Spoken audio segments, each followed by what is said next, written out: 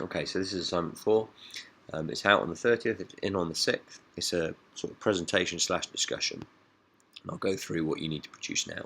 So part 1 is about barriers, and we've done this in class. Effectively, you need to create 4 posters. They can be hand-drawn and scanned and uploaded if you wish to, or you can make them electronically. It's entirely up to you.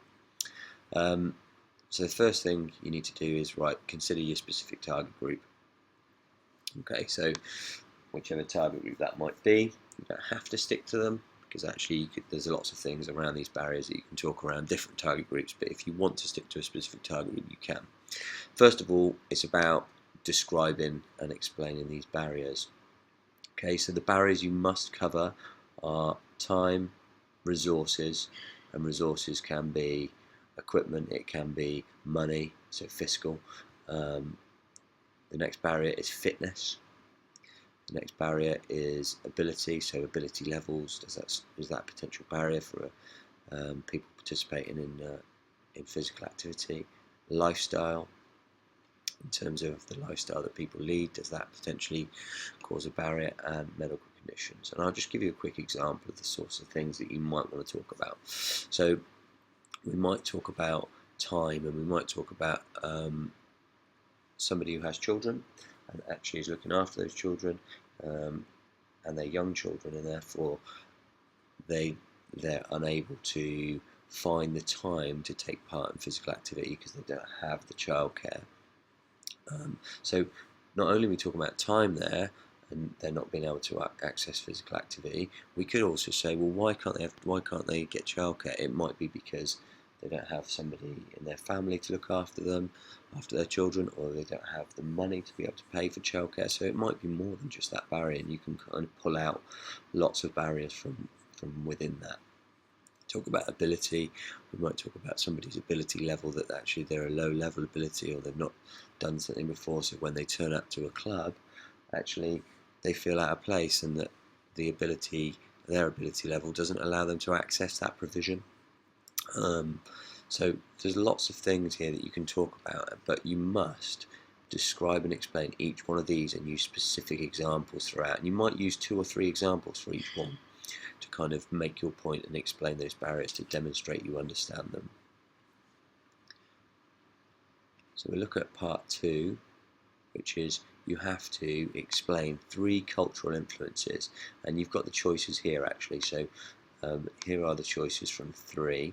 So gender, ethnicity, age, social economic class. So again, same process, you explain the cultural influence, and then you give me specific examples. So we talked about social economic class, and we said which sport, if you are from a working class or lower class background, are you able to access? And a lot of people in the class said football, and we said, well, why would you do that? Why would you be able to access football? Well, predominantly football is a working man's game, a working class background game, not man's. It's easily accessible in terms of if you come from middle to lower class. The cost involved with it, you literally just need a football. If you're to join a club, there's limited cost involved in joining a club, if any, at some clubs. So it's really accessible for those people, and that's why culturally people have continued to play that sport. If you look at the background of it, the fact that there's social clubs that attach to it, so after the game there's like a football social club that everybody goes to, maybe after the game, but even during the week. And so that culture has always been embedded within football. If you look at something like age, you could talk about predominantly maybe something like bowls. Why do older generations go into that activity? Why is it associated with them? Think about the cultural influences and why they migrate to that type of sport or activity. If you look at gender, and you could think about males, females, which sport do they generally play, or which physical activity do they generally do? Why is that? What's the cultural influence behind that? We talked about actually ethnicity. We talked about how predominantly Indians or Pakistanis generally migrate to cricket, and why is that? And why is the participation level so high with those ethnic groups? And you've got to ask yourself those questions and think, well, what is the cultural influence for those decisions that those people make? So that's part 2. And you should be able to link specific examples throughout. And if you remember, we did a bar chart, and we kind of unpicked that in the class.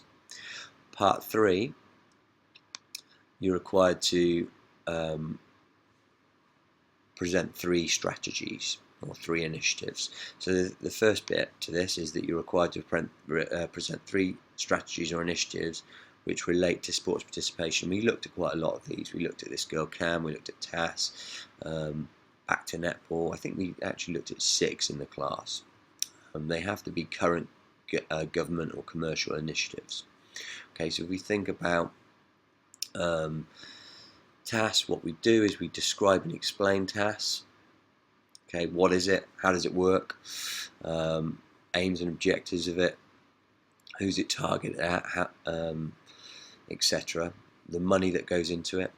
The stats around it. So we'd explain that initiative. Then we want to try and analyse the initiative. Okay. How does it increase participation? Consider the size of it, the resources, the target market. And then finally, your conclusion, which is your distinction criteria, should evaluate. Okay, so when we're looking at evaluate, we're looking at pulling out the positives and the negatives from the strategy. Remember, we're doing this for 3 different strategies. So first of all, you want to think, if we're looking at TAS, we might think about, right, the overall effectiveness. How effective is it? What are the positives from the program, and why are these positives? What are the negatives or areas for improvement? Why are they negatives or areas for improvement? And then you might want to think about, well, how much money's poured into it? What statistics does it bring? How much or how many people does it increase participation by in the UK? Is it effective, the money that is poured into it, in relation to the participation that comes out? Is it effective in relation, if we're looking at TAS, how much money goes into it, how many athletes go into it, and how many gold medals or medals does it produce?